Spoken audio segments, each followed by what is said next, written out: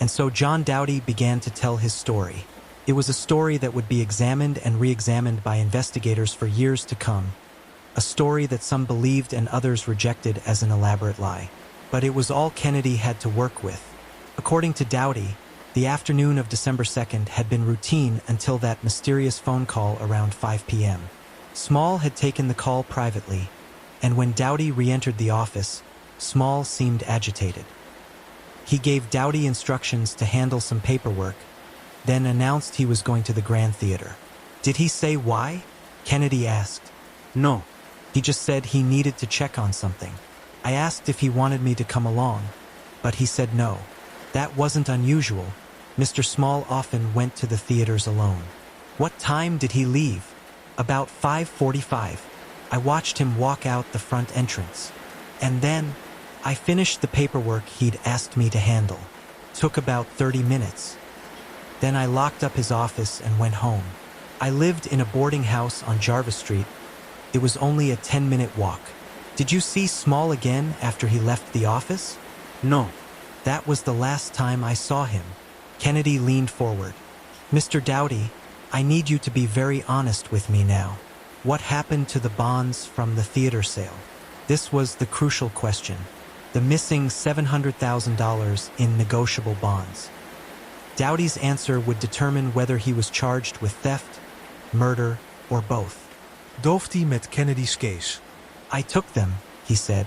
The room fell silent. Kennedy felt his instincts proved correct. Doughty was a thief. But was he also a killer? Why did you take them? Kennedy asked. Because Mr. Small told me to. This was unexpected. Kennedy sat back, studying Doughty's face for any sign of deception. Explain that. Doughty's explanation was both simple and complicated. According to him, Ambrose Small had given him specific instructions regarding the bonds on the morning of December 2nd, before the lunch with Lawyer Flock. Mr. Small was worried, Doughty said. He told me that Mrs. Small had been asking questions about the sale, about the money. He said he wanted to keep some of the proceeds separate, where she couldn't access them. He wanted to hide assets from his wife? Kennedy asked. Not hide exactly, more like defer. He said he would tell her about the bonds eventually, but he wanted time to decide how to handle them. He asked me to hold on to them for a few weeks while he sorted things out. Kennedy considered this. It was plausible. Wealthy men often tried to shield assets from their wives, especially if divorce was being contemplated. But it was also convenient for Doughty to claim he had permission to take the bonds. Where are the bonds now? Kennedy asked. In my bag, at the boarding house where you arrested me. This at least proved to be true. Detroit police had found the bonds exactly where Doughty said they would be. All $700,000 worth. None of them cashed or negotiated. If Doughty had stolen the bonds intending to abscond with them, why hadn't he tried to convert them to cash? Why had he simply kept them in his possession? Kennedy pressed on. Walk me through December 2nd again. You say Small left around 5:45. What did you do after that? I worked until about 6:15, finishing the paperwork. Then I locked up and walked home. I ate dinner at a restaurant on Yonge Street, a place called Morrison's Cafe. I go there often. Then I went back to my boarding house and went to bed. What about December 3rd? I woke up early and went to the Grand Opera House around 8 a.m. Mr. Small wasn't there. I asked if anyone had heard from him. No one had. I tried calling his house. Mrs. Small said he hadn't come home. That's when I started to worry. Why did you worry?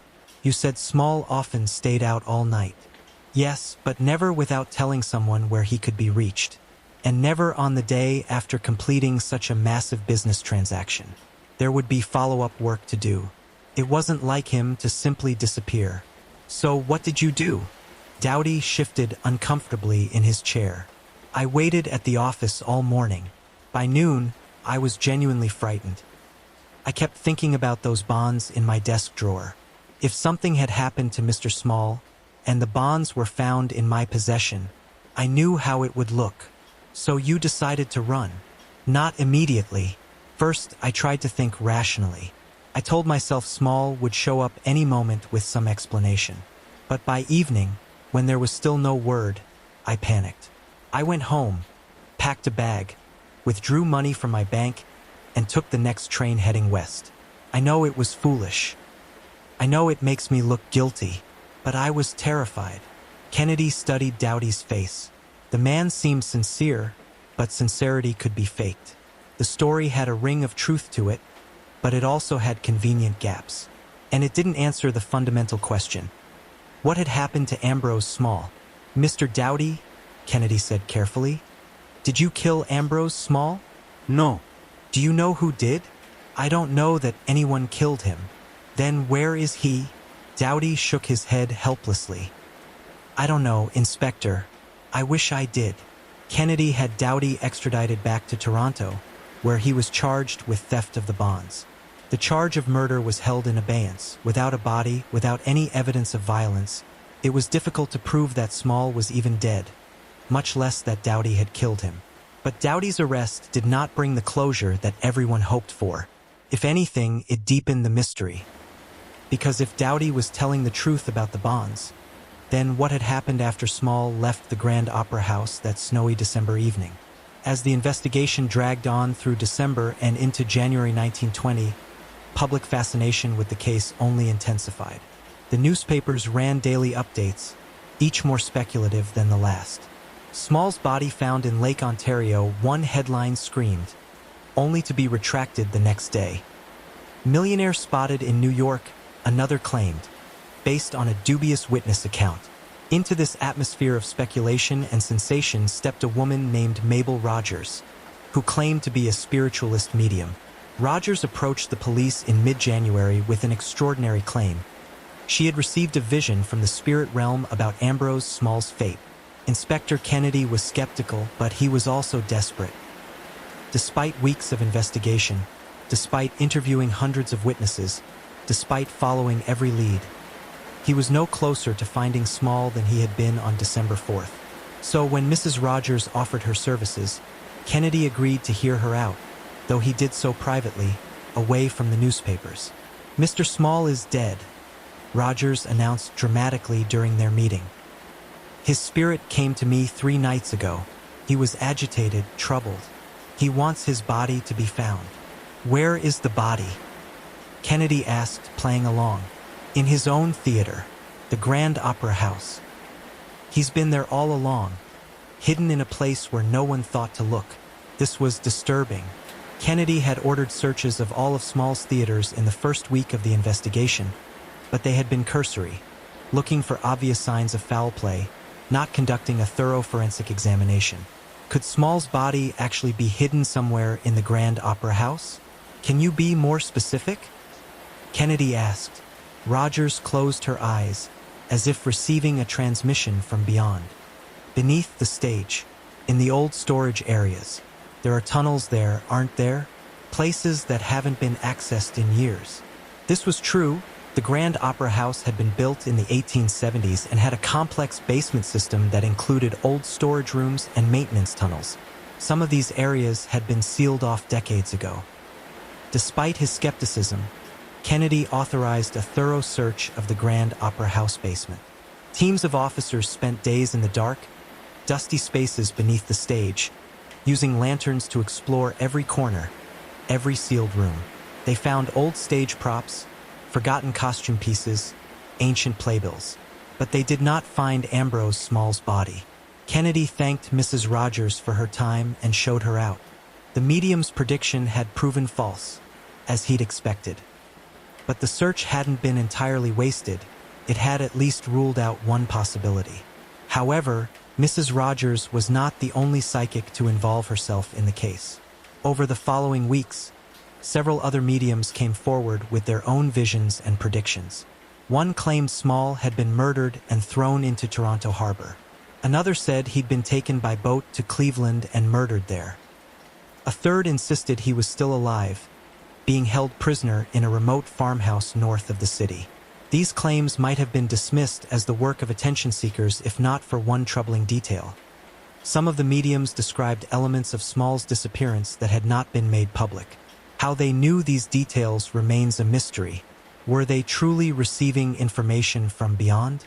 Or had they somehow gained access to police files? Kennedy never discovered the answer. But the involvement of the spiritualists had one significant effect. It shifted public perception of the case. Increasingly, people began to accept that Ambrose Small was dead, even though no body had been found. The question was no longer, where is Ambrose Small? But rather, who killed Ambrose Small? While Inspector Kennedy pursued leads and interrogated witnesses, Teresa Small faced her own nightmare.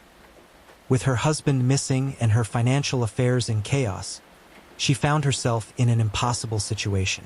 The theater empire had been sold, but the proceeds were tied up in the investigation. The bonds were being held as evidence. Her husband's bank accounts were frozen pending resolution of the case.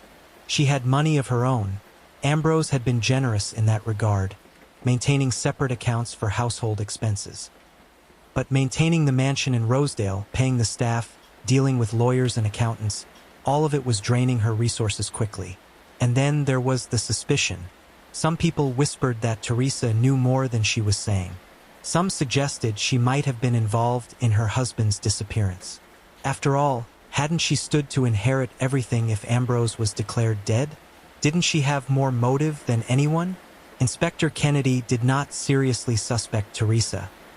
He had interviewed her extensively and found her responses consistent and credible. But he understood why others might have doubts. A missing wealthy husband, a wife who admitted their marriage was troubled, money that couldn't be accounted for. It was the stuff of crime novels. What most people didn't understand was how little Teresa actually benefited from her husband's disappearance. Under the law, Ambrose could not be declared legally dead for 7 years. Until then, his estate would remain in limbo, inaccessible to Teresa or anyone else. She couldn't sell properties, couldn't access his accounts, couldn't make any significant financial decisions. In February 1920, Teresa made a decision that surprised many observers. She hired private investigators to supplement the police investigation. The firm she retained was Hanley and Davies, one of the most respected detective agencies in Canada. She gave them a simple mandate: find out what happened to my husband. The private investigators brought fresh eyes to the case. They re-interviewed witnesses, examined the financial records more carefully, and began investigating angles that the police had perhaps overlooked. One of their early focuses was on Ambrose Small's personal relationships. Not just his business associates, but his friends, his club memberships, his romantic entanglements. What they discovered was that in the months before his disappearance, Small had been involved with a woman named Clara Smith, an actress who had performed at several of his theaters. The relationship had been brief but intense, according to friends of both parties. It had ended in October 1919, about 6 weeks before Small's disappearance. The private investigators tracked down Clara Smith and interviewed her extensively. Yes, she admitted she had been involved with Ambrose Small.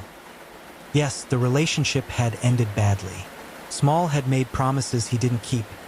Promises about roles in his theaters, about financial support. When Clara pressed him, he'd cut her off entirely. Was I angry? Clara said. Yes, I was furious. He used me and then discarded me like I was nothing. But did I kill him? Inspector, I was performing in Montreal on December 2nd. There are dozens of witnesses who can confirm that. Her alibi checked out.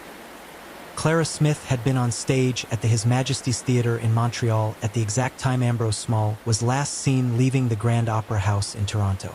She couldn't possibly have been involved. But the revelation of the affair opened up new questions. Had Clara told someone about her treatment by Small? Did she have a friend or lover who might have decided to take revenge on her behalf? The private investigators pursued this line of inquiry, but it led nowhere. Clara's associates had alibis. There was no evidence connecting any of them to Small's disappearance. In March 1920, John Doughty went on trial for theft of the negotiable bonds. The case attracted enormous public attention. The courtroom was packed every day with spectators eager to hear testimony about the mysterious disappearance. The Crown's case was straightforward. Doughty had taken bonds worth $700,000 without permission and had fled when Small went missing. His story about Small asking him to hold the bonds was uncorroborated and implausible. He was clearly guilty of theft and probably guilty of much worse. Doughty's defense attorney, a skilled lawyer named Marcus Webb, argued that his client had been following his employer's instructions. Small had wanted to keep assets away from his wife, a common enough practice among wealthy men. Doughty had panicked and fled, yes, but that was because he knew he would be suspected, not because he was actually guilty of anything beyond poor judgment. "My client is guilty of cowardice," Webb told the jury. "He is guilty of running away instead of facing the music. But he is not guilty of theft, and he is most certainly not guilty of whatever fate befell Ambrose Small." The trial lasted 3 weeks. Witnesses testified about Doughty's character. Some said he was honest and hardworking. Others suggested he resented Small and had spoken bitterly about his employer. Financial experts examined the bonds and the paper continues 6:19 PM trail around the theater sale. Inspector Kennedy testified about the investigation and Doughty's arrest in Detroit. But the most compelling testimony came from Teresa Small. She took the stand in early April, dressed in black, her face composed but tired. The courtroom fell silent as she was sworn in. Under questioning by the Crown, she confirmed that she had been asking her husband about the details of the theater sale. Yes, she had wanted to know how the money would be handled. Yes, Ambrose had been evasive about it. "Did your husband ever mention giving bonds to John Doughty for safekeeping?" the prosecutor asked. "No," Teresa said firmly. "He never mentioned anything like that to me." But under cross-examination by defense attorney Webb, Teresa admitted something significant. "Mrs. Small," Webb asked, "is it possible your husband made arrangements you knew nothing about?" "Of course it's possible," Teresa replied. "Ambrose kept many things from me." "Is it possible he wanted to keep financial assets separate from you?" Teresa hesitated, then nodded. "Yes, that's possible." This admission gave the jury pause. If even Teresa Small believed her husband might have been hiding assets, perhaps Doughty's story wasn't as implausible as it seemed. After days of deliberation, the jury returned a surprising verdict: not guilty of theft. They believed there was reasonable doubt about whether Doughty had taken the bonds without permission. However, the judge made it clear that Doughty was not being exonerated of all suspicion. He was released from custody, but the bonds were returned to Teresa Small, and Doughty left the courthouse to face a hostile public that largely believed he had gotten away with something. But if Doughty hadn't killed Small, then who had? Or was Small even dead? With Doughty acquitted and no new leads emerging, the investigation into Ambrose Small's disappearance entered a new phase. Inspector Kennedy stepped back from active day-to-day work on the case, though it remained officially open. The private investigators hired by Teresa Small continued their work, but they too were running out of fresh angles to pursue. In this vacuum, theories proliferated. The newspapers ran elaborate speculation pieces, each proposing different scenarios for what might have happened to Toronto's missing millionaire. Theory 1. Small had staged his own disappearance.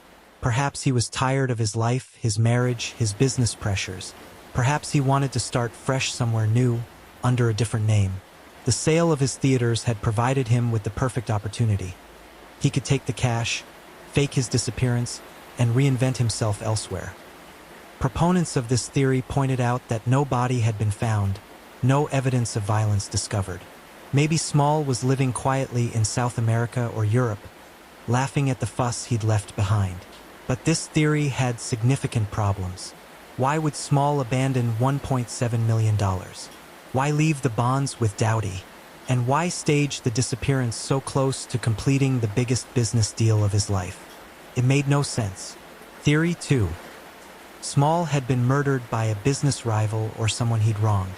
The list of people who had grievances against Small was long. Perhaps one of them had finally snapped, confronted Small on the evening of December 2nd, and killed him in a fit of rage. The body could have been hidden anywhere, buried in a remote location, dumped in Lake Ontario, concealed in one of Toronto's many construction sites. This theory seemed plausible, but investigators couldn't identify any specific suspect with both motive and opportunity. Everyone on Kennedy's list of potential enemies had been investigated, and none of them could be definitively placed near Small on that crucial evening. Theory 3. Small had been killed by organized criminals. In 1919, Prohibition was just beginning in Canada, and criminal organizations were becoming more sophisticated and violent. Perhaps Small had gotten involved with the wrong people, gambling debts, protection rackets, some scheme that had gone wrong.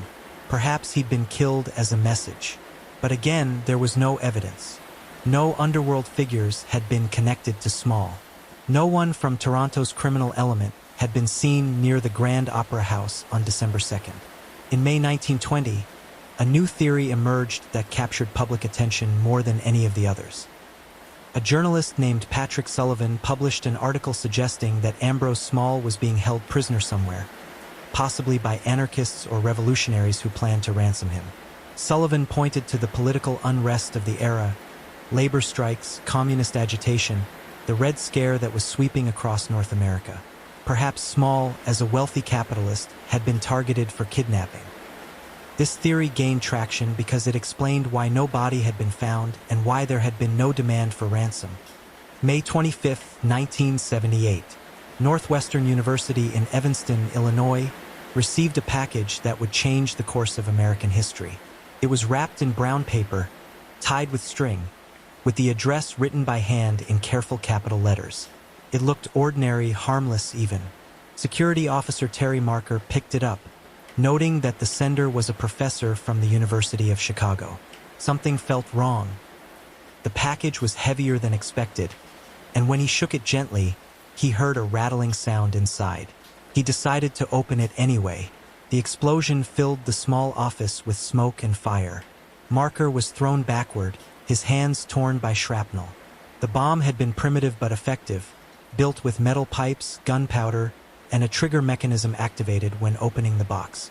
As Marker was rushed to the hospital, investigators gathered around the scattered remains. They had no idea this was just the beginning. They had no idea they had just encountered an enemy who would torment them for nearly 2 decades. An enemy who would call himself FC. An enemy the world would know as the Unabomber. And most terrifying of all, they had absolutely no idea who he was or why he had begun this campaign of terror. Before we delve deeper into this extraordinary story, let me ask you a question. Where are you listening from tonight? Mexico City, Monterrey, Guadalajara, or perhaps from another Spanish-speaking country? Leave us your location in the comments. We love knowing how far our community reaches. And if you're new here, welcome. This channel is dedicated to exploring the most fascinating true crime stories with depth, respect, and an unfiltered look at the truth. We don't just tell stories, we dissect them, explore the minds behind the crimes and the lasting impact they left. Hit the subscribe button and turn on notifications to never miss a story. If you're already part of this family, thank you for your support. A like and sharing this video helps us enormously. Now, let's go back to 1978, because that first attack was just a sign of what was to come. A one-man war against modern society that would claim lives, terrorize a nation, and ultimately reveal one of the most brilliant and disturbing criminal minds in American history. The investigation into the Northwestern bombing went nowhere fast. There were no witnesses, no fingerprints, no obvious clues. The package had been mailed from Chicago, but the professor's return address was fake. Whoever had built this bomb knew exactly what they were doing, and he was just warming up. Over the next 17 years, the Unabomber would send 16 bombs, killing 3 people and injuring 23 more. Each device was more sophisticated than the last, each attack more carefully planned. May 9, 1979. A bomb exploded at Northwestern University again, this time injuring a graduate student. November 15, 1979. A bomb was placed in the cargo hold of an American Airlines flight from Chicago to Washington. It began smoking at 35,000 feet, forcing an emergency landing. 12 people suffered smoke inhalation. The FBI established a task force, naming it Unabomber University and Airline Bomber. The name would stick, eventually shortening to Unabomber in the media. But what puzzled investigators was the pattern. or the apparent lack of one. The victims seemed random: university professors, airline executives, computer store owners. What connected them? Why had this invisible bomber chosen them? FBI Special Agent James Freeman spent sleepless nights studying the bomb remnants. They were masterpieces of craftsmanship, built entirely by hand, with no commercial parts that could be traced. The bomber carved his own wooden connectors, ground his own gunpowder, meticulously soldered each component. "This guy is brilliant," Freeman told his team. "He has advanced education, probably in science or engineering, and he's patient, incredibly patient." But brilliance and patience weren't enough to find him, because the Unabomber left no traces, and he was about to become even bolder. December 11th, 1985. Hugh Scruton, owner of a computer store in Sacramento, California, found a strange object in the parking lot behind his store. It looked like a piece of wood with nails sticking out like construction debris. When he bent down to pick it up, the bomb detonated. The explosion shattered his chest, sending metal shrapnel tearing through his vital organs. He died instantly, becoming the Unabomber's first fatal victim. The bomber had escalated from injuries to murder. The crime scene revealed the bomber's evolution. This device was more powerful, more lethal, specifically designed to kill. It had been disguised as harmless trash, ensuring someone would try to move it. It was applied psychology, using the natural human tendency to clean up against the victim. The FBI intensified its investigation. They interviewed thousands of people. They pursued thousands of leads. They offered rewards.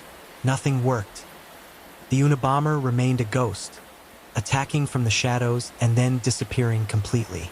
For nearly 6 years, the bombs stopped. Some investigators hoped the bomber had died or been imprisoned for another crime. Others knew better. This wasn't someone who would simply stop. He was planning something bigger, and they were right, because when the Unabomber returned in 1993, he did so with a vengeance. June 20th, 1993, Dr. Charles Epstein, a renowned geneticist at the University of California, San Francisco, opened a package at his home. The explosion shattered his right hand and severely damaged his eardrum. 2 days later, Dr. David Gelernter, a computer scientist at Yale, opened a similar package. He lost several fingers and suffered permanent injuries to his eye and chest. The Unabomber had returned, and he was targeting specific objectives now. Scientists working in fields that represented technological advancement. The pattern was finally emerging. Each bomb came with the signature FC, stamped on metal components. Investigators speculated about its meaning. Freedom Club? First charge? The bomber wasn't saying, at least not yet. April 24th, 1995. Gilbert Murray, president of the California Forestry Association, opened a package in his Sacramento office. The bomb killed him instantly, making him the third fatal victim. Murray had been chosen for his work promoting the timber industry, another symbol of human domination over nature. Then, on June 24th, 1995, something extraordinary happened. The New York Times and the Washington Post received a 35,000-word manuscript from the Unabomber. It came with an offer: publish the complete manifesto, and he would stop his bombing campaign. The FBI faced an impossible decision: give a terrorist a platform for his ideology, or risk more deaths. After months of deliberation, Attorney General Janet Reno and FBI Director Louis Freeh approved publication.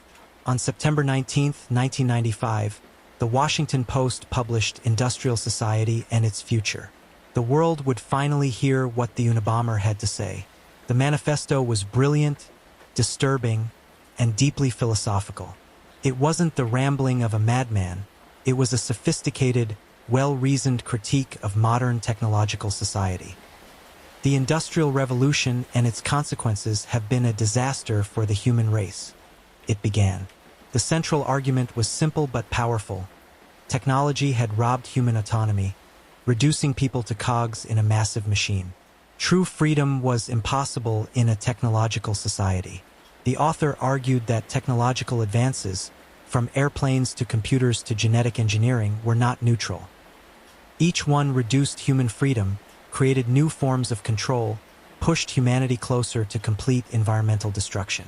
The only solution, the manifesto argued, was to completely tear down the technological industrial system.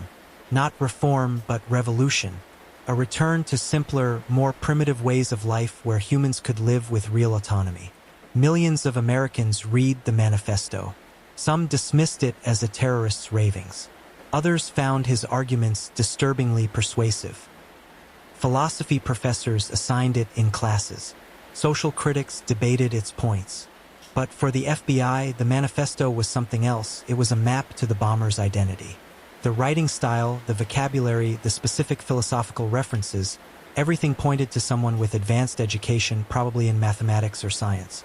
And somewhere in Illinois, a woman read the manifesto and felt a chill run down her spine. Because she recognized those words, that style of argument, those specific phrases.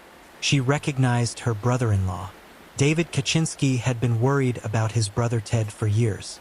They had been close once, but Ted had become increasingly isolated, moving to a remote cabin in Montana, cutting off contact with the family, occasionally sending strange letters filled with diatribes against technology.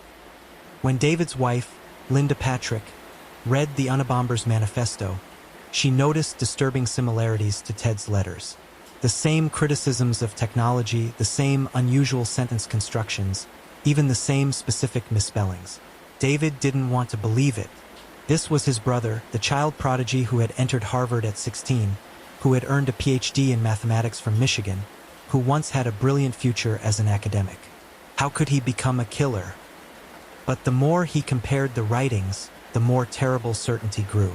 He hired a private investigator, Susan Swanson, to track down Ted's old letters. She confirmed his worst fears. The writing style matched. The vocabulary matched. Even the specific errors matched. David faced the most difficult decision of his life. He could remain silent, protect his brother, and potentially allow more people to die. Or he could betray his own blood, turn Ted over to the authorities, and live with that guilt for the rest of his life. He spent months agonizing. He consulted with philosophers, therapists, spiritual counselors. Finally, guided by his wife and his conscience, he made his decision. On February 15, 1996, David's attorney contacted the FBI. They had a suspect, Theodore John Kaczynski, living in a one-room cabin near Lincoln, Montana. April 3, 1996. FBI agents surrounded the small cabin in the Montana woods. It was primitive, no electricity, no running water, no modern heating. Just a man living as people had lived centuries before, rejecting exactly the technologies his manifesto had condemned. When agents knocked on the door, a 53-year-old man with a gray beard answered. He was thin, weathered by years of wilderness living, his intelligent eyes behind wire-rimmed glasses. He looked more like a hermit than a mathematical genius turned terrorist. "Theodore Kaczynski?" an agent asked. "Yes," he answered quietly. "We need you to come with us." He didn't resist. He just stood there, looking at the agents with what seemed like curiosity rather than fear, as if this moment, this capture, was just another interesting variable in some larger equation. When investigators searched the cabin, they found exactly what they needed. Meticulous journals documenting each bombing, drafts of the manifesto, bomb components, even a live bomb, fully assembled and ready to be sent.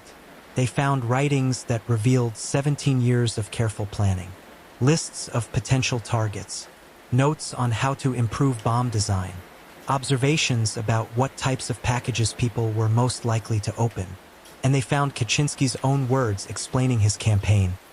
"By sending bombs to people, I'm not trying to kill as many as possible. If that were my goal, I could do more damage using indiscriminate terrorism. I don't do that because it would kill innocent people." In Ted Kaczynski's twisted mind, he had been being selective.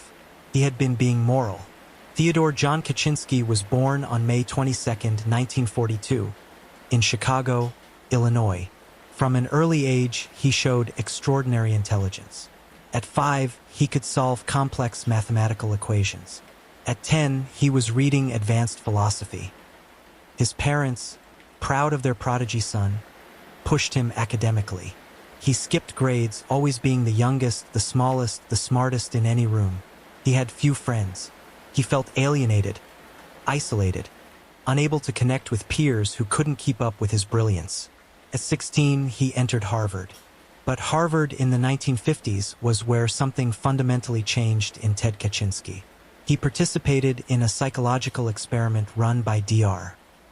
Henry Murray, a study funded by the CIA exploring interrogation techniques. For 3 years, Kaczynski was subjected to what can only be described as psychological abuse. He was made to write detailed essays about his deepest beliefs and values. Then he was strapped to a chair, hooked up to physiological monitors, and brutally ridiculed as his own words were read back to him with contempt. The experiments were designed to destroy the ego, to completely demoralize the subject. And for the young and already fragile Ted Kaczynski, they worked. Something broke in him during those years at Harvard, something that would never completely heal. He graduated in 1962, earned his PhD in mathematics from Michigan in 1967, and became an assistant professor at UC Berkeley, the youngest academic in the department's history. But he was already coming apart at the edges. In 1969, he abruptly resigned. What had happened in those 2 years at Berkeley? Kaczynski would never fully explain, but it's clear something pushed him over the edge. He retreated to Montana, built his cabin, and began his transformation from brilliant mathematician to domestic terrorist. Theodore Kaczynski's trial began on January 22, 1998, in the Eastern District of California in Sacramento. The case seemed simple. The evidence from the cabin irrefutably linked him to the bombings. But what unfolded was a battle over the narrative of who Ted Kaczynski really was. Prosecutors painted him as a cold, calculating killer who had methodically orchestrated 17 years of terror. They presented the bombs, the journals, the manifesto. They brought surviving victims to testify about how the attacks had shattered their lives. David Kaczynski testified, openly weeping as he described the agonizing decision to turn in his brother. "I love my brother," he said, "but I couldn't allow more people to die." The defense team wanted to argue insanity, that Kaczynski was a paranoid schizophrenic incapable of understanding the nature of his actions. Psychiatrists testified that he showed signs of severe mental illness, that his isolation and obsession with technology were symptoms of psychosis. But Kaczynski furiously rejected this defense. He didn't want to be portrayed as insane. He believed his actions were rational, justified, necessary. His manifesto wasn't the rambling of a sick man. It was a reasoned philosophical critique of industrial society. The conflict between Kaczynski and his own lawyers became so severe that he requested to represent himself. Judge Garland Burrell Jr. denied the request, finding Kaczynski competent to stand trial but too mentally unstable to effectively handle his own defense. Facing the prospect of being portrayed as insane against his will, Kaczynski made a decision. On January 22, 1998, he pleaded guilty to all charges in exchange for a sentence of life in prison without the possibility of parole. There would be no trial, no dramatic testimony, just a brilliant man accepting that he would spend the rest of his life in prison. Theodore Kaczynski was sent to ADX Florence in Colorado, the most secure supermax prison in the United States. He would spend 23 hours a day in isolation in a 7 by 12-foot concrete cell. But even in prison, Kaczynski refused to be silenced. He continued writing essays, articles, letters to academics and journalists. His work was published in academic journals. Professors assigned his writings in philosophy and environmental ethics courses. He corresponded with thousands of people around the world. Some were admirers who saw his bombs as regrettable but his ideas as profound. Others were academics genuinely interested in his philosophical arguments. Some were simply curious about the mind of a genius-turned-killer. His letters revealed a man without remorse. He defended his actions as necessary, though he admitted there were probably better ways to spread his message. He never apologized to the victims. He never expressed genuine regret. In 2016, He donated his personal papers and artifacts to the University of Michigan, including drafts of the manifesto and bomb components, with the condition that they not be displayed as curiosities but studied seriously as historical documents. His lawyers continued to contact him regularly, concerned about his mental well-being. Kaczynski consistently dismissed them, insisting he was perfectly sane, perfectly rational, perfectly justified in everything he had done. And outside, his legacy grew in ways he could never have anticipated. Kaczynski's manifesto never disappeared. Despite efforts to marginalize his ideas as the writings of a terrorist, industrial society and its future found audiences in surprising places. Radical environmentalists cited his criticisms of industrial civilization. Anarcho-primitivists adopted his calls to dismantle modern technology. Even Silicon Valley executives privately admitted that some of his observations about technology's unintended consequences were disturbingly accurate. Philosophers like John Zerzan expanded on Kaczynski's themes, arguing for a return to pre-agricultural ways of life. The collapse movement, people preparing for the eventual collapse of industrial civilization, cited the manifesto as a foundational text. But there were also darker consequences. Multiple domestic terrorists cited Kaczynski as inspiration. In 2011, Anders Breivik, who killed 77 people in Norway, included large sections of the manifesto in his own treatise. Eco-terrorists justified violence using Kaczynski's arguments. The FBI monitored these developments closely. Kaczynski's legacy wasn't just academic. It was actively inspiring a new generation of extremists. Scholars debated how to deal with his work. Could the ideas be separated from the terrorist who wrote them? Did the manifesto contain legitimate truths about technology and freedom, or was it all tainted by the violence that delivered it to the world? Philosophy professor David Skrbina argued that Kaczynski's bombs were completely unjustified, but that his philosophical arguments deserved serious consideration. Others insisted that giving Kaczynski any intellectual credibility was dangerous, validating his violent methods. The truth, as always, was complicated. Amid all the philosophical debates and intellectual analysis, it's easy to forget the human cost of Ted Kaczynski's campaign. 3 people dead, 23 injured, countless families shattered. Hugh Scruton, 38 years old, computer store owner, killed instantly in 1985. He left behind a mother, siblings, friends who would never understand why his life was taken for an ideology he rejected. Thomas Mosser, 50 years old, advertising executive, murdered in 1994 when a bomb exploded in his New Jersey home kitchen. His wife and daughters were home. They heard the explosion, ran downstairs, found their husband and father dying on the floor. Gilbert Murray, 47 years old, forestry executive, killed in 1995. If you're new here, welcome to our channel. We specialize in true crime stories told in a calming voice, accompanied by gentle rain, sounds to help you drift off to sleep. If you enjoy tonight's mystery, please consider subscribing to the channel and hitting that notification bell so you never miss a story. And if you're feeling generous, a like on this video helps us tremendously. It tells YouTube to share our content with others who might enjoy it. Feel free to share this with anyone who loves true crime or needs help falling asleep. What time is it where you are? Leave a comment and let me know. There's something comforting about knowing we're all here together, scattered across time zones, but united by our fascination with the unexplained. Now settle in. Get comfortable. Tonight, we're traveling back to December 1919 to the snow-covered streets of Toronto, Canada. This is the story of a man who vanished into thin air on the night of his greatest triumph. A millionaire theater owner who stepped out of his office and was never seen again. Despite one of the most extensive investigations in Canadian history, despite countless theories and suspects, despite a fortune waiting to be claimed, Ambrose Small simply ceased to exist. And the question that has haunted investigators for over a century remains: what happened to Ambrose Small? The snow fell thick and heavy over Toronto on the evening of December 2nd, 1919. It was the kind of snow that muffled sound, that transformed the city into something quieter, more secretive.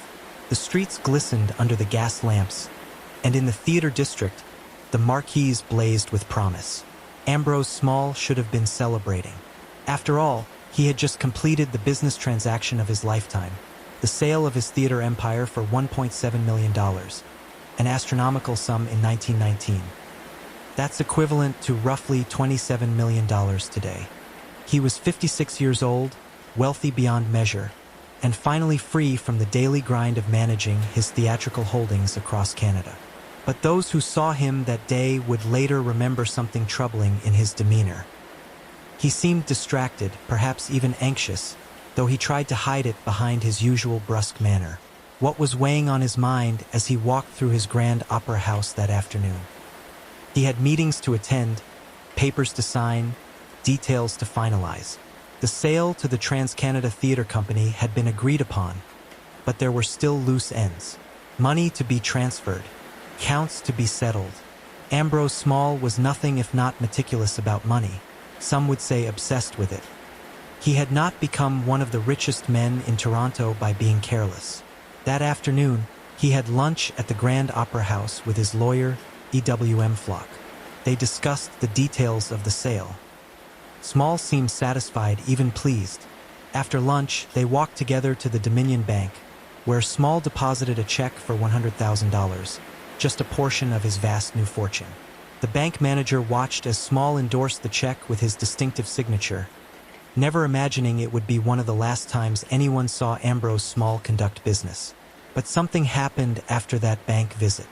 Something that would change everything.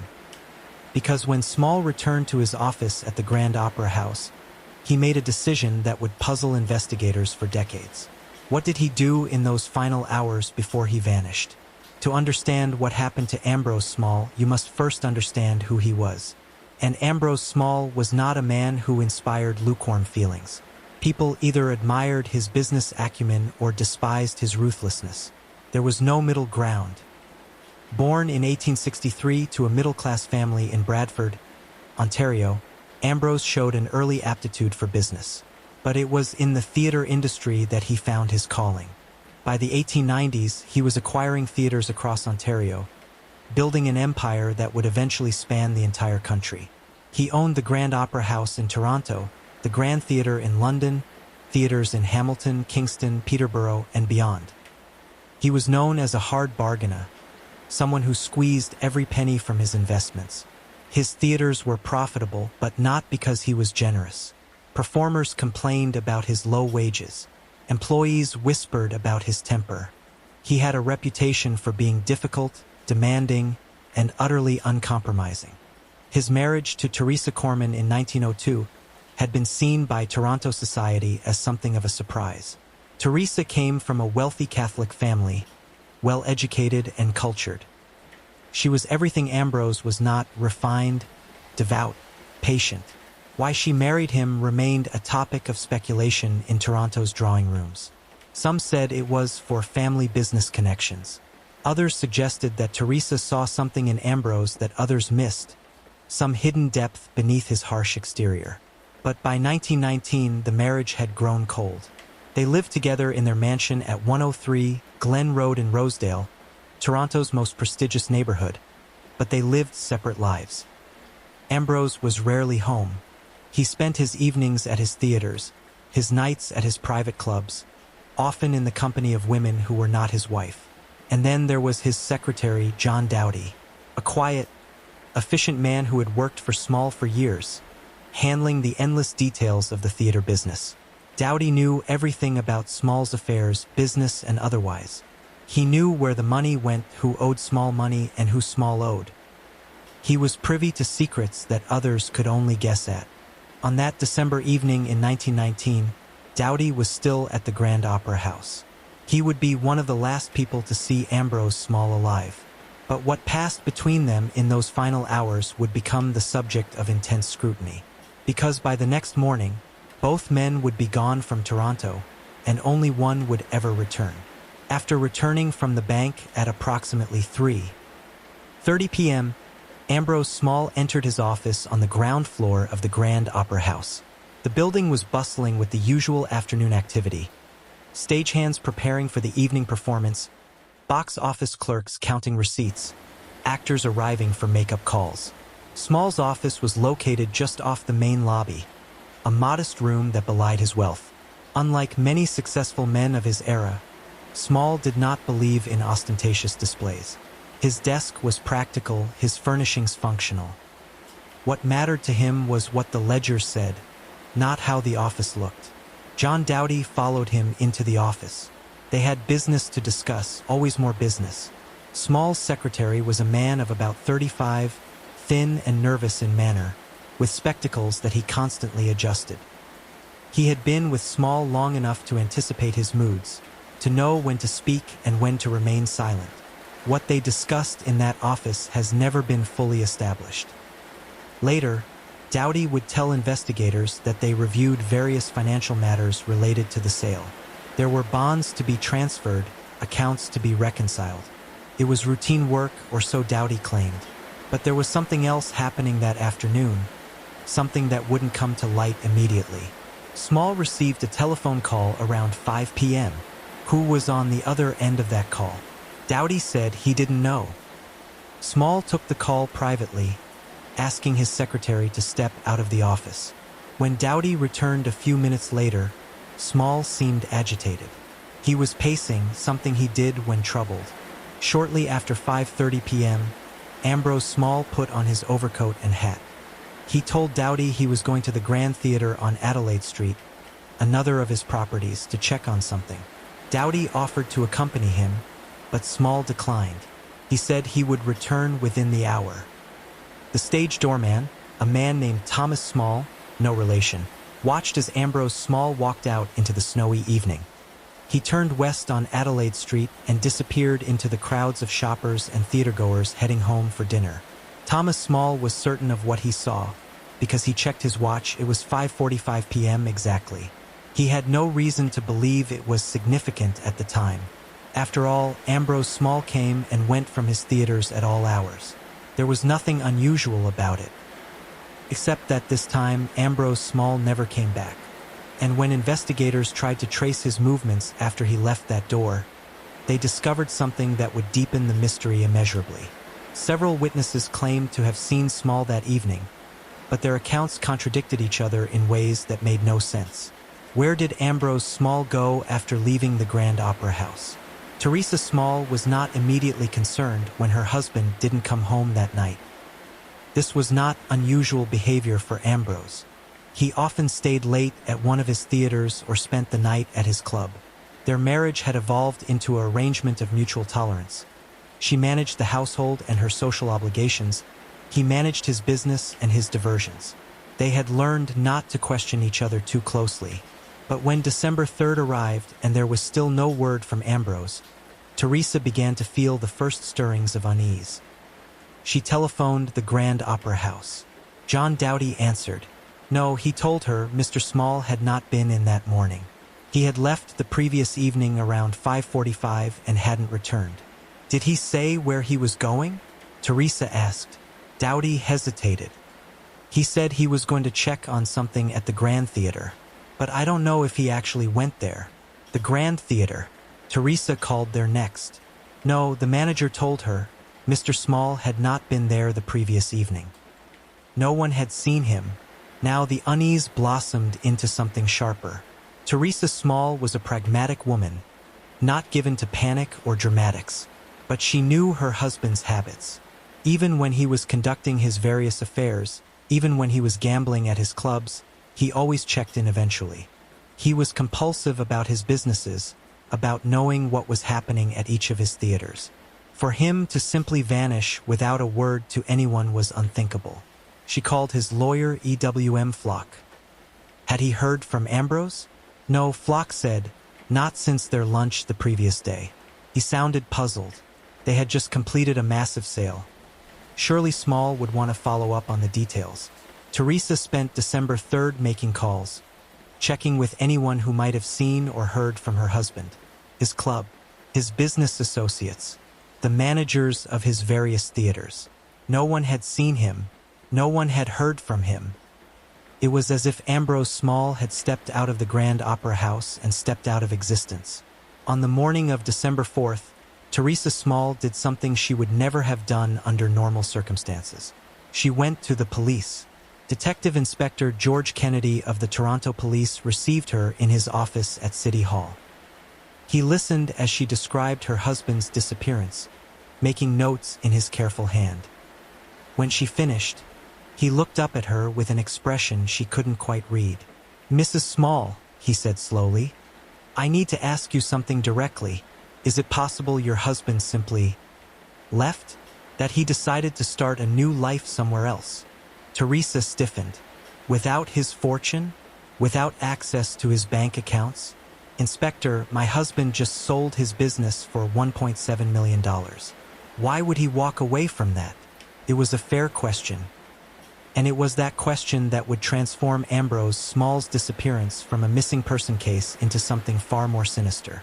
Because as Inspector Kennedy began his investigation, he would discover that the money from the sale had never been properly deposited.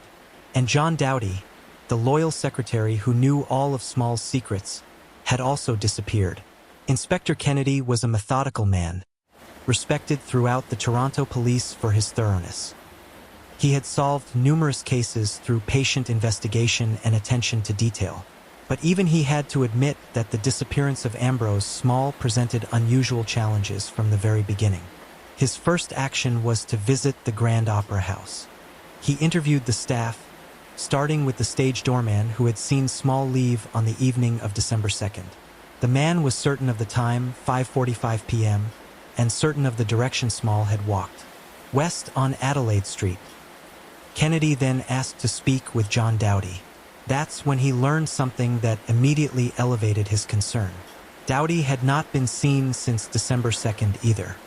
He had left the Grand Opera House shortly after Small, telling another employee he was going home. But when Kennedy sent officers to Doughty's boarding house, the landlady reported that Doughty had packed a bag and left on December 3rd, saying he was going to visit family. "Did he say which family?" Kennedy asked. "No," the landlady replied, "and I didn't ask. He paid his rent through the month, so I had no reason to question him." This was troubling, very troubling. Kennedy returned to the Grand Opera House and requested access to Small's office and files. What he found there would transform the investigation into something far more complex. The financial records were in disarray. Papers were missing. And most significantly, when Kennedy examined the books related to the theater sale, he discovered significant discrepancies. The sale had been for $1.7 million. Of that, $1 million had been in the form of a check which Small had deposited, or at least part of which he had deposited, on December 2nd. But the bonds that made up the remainder of the sale were missing. Bonds worth $700,000, negotiable and as good as cash if one knew how to handle them properly. John Doughty, as Small's secretary, would have known exactly how to handle them. Kennedy sat in Small's office, staring at the empty spaces in the filing cabinets, and felt a cold certainty settle over him. This was not a simple disappearance. This was either a theft that had somehow gone terribly wrong or something far worse. But which was it? Had Doughty stolen the bonds and fled, possibly killing Small to prevent discovery? Or had Small orchestrated his own disappearance, planning to blame Doughty for the missing money? Or was there a third possibility, something Kennedy hadn't yet considered? He needed to find John Doughty. That much was clear. Kennedy issued a bulletin to police departments across Canada and the United States. John Doughty, age 35, thin build, wears spectacles, wanted for questioning in connection with the disappearance of Ambrose Small and the theft of negotiable bonds worth $700,000. The manhunt had begun. But what Kennedy didn't yet know was that finding Doughty would only deepen the mystery, not solve it. Because when they finally tracked him down, Doughty would tell a story that explained everything and nothing, that answered questions while raising even more troubling ones. Within days of Teresa Small's report, the disappearance of Ambrose Small became front-page news across Canada. The Toronto newspapers ran sensational headlines: "Millionaire theater owner vanishes. Secretary flees with fortune."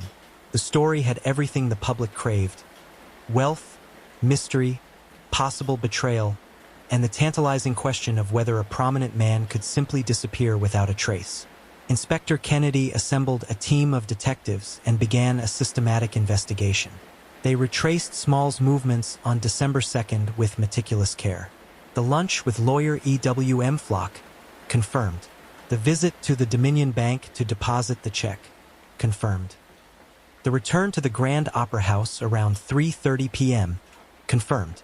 The departure at 5:45 p.m., confirmed by the stage doorman. But after that, the trail became confused. A shopkeeper on Adelaide Street claimed to have seen Small walking west around 6 p.m.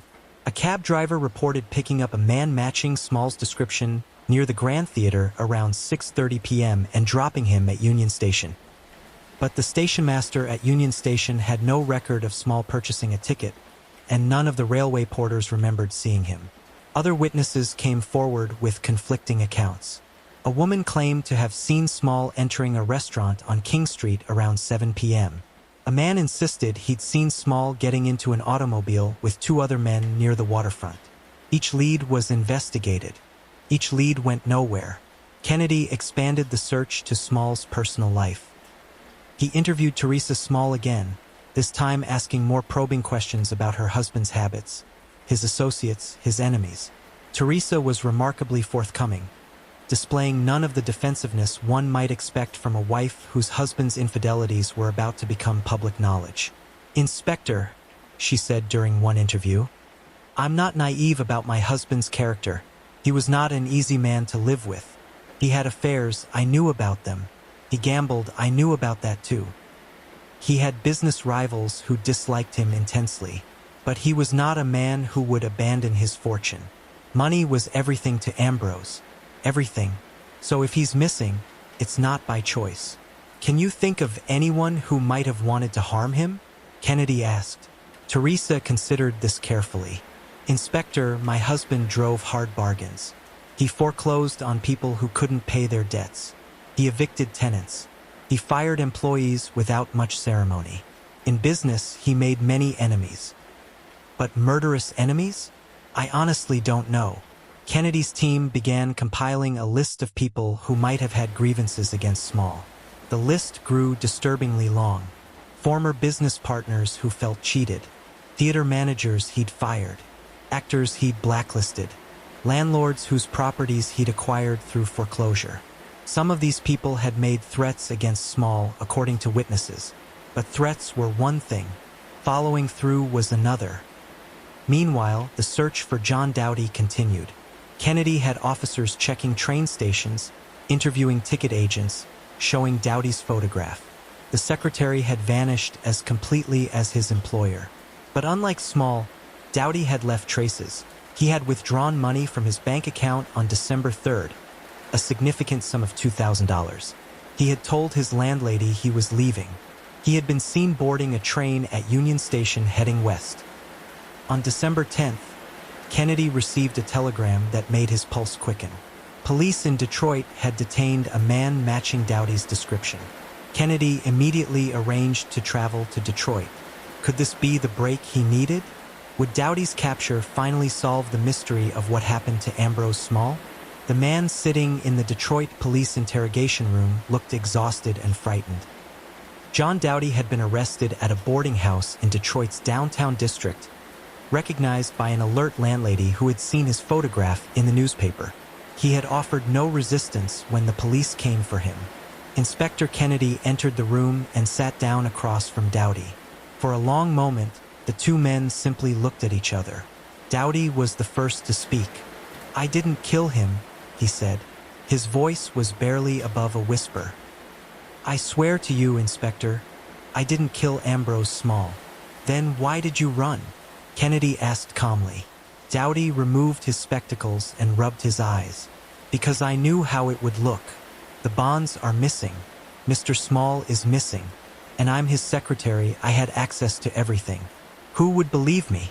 "Why don't you tell me what happened?" Kennedy suggested. "Start from the beginning."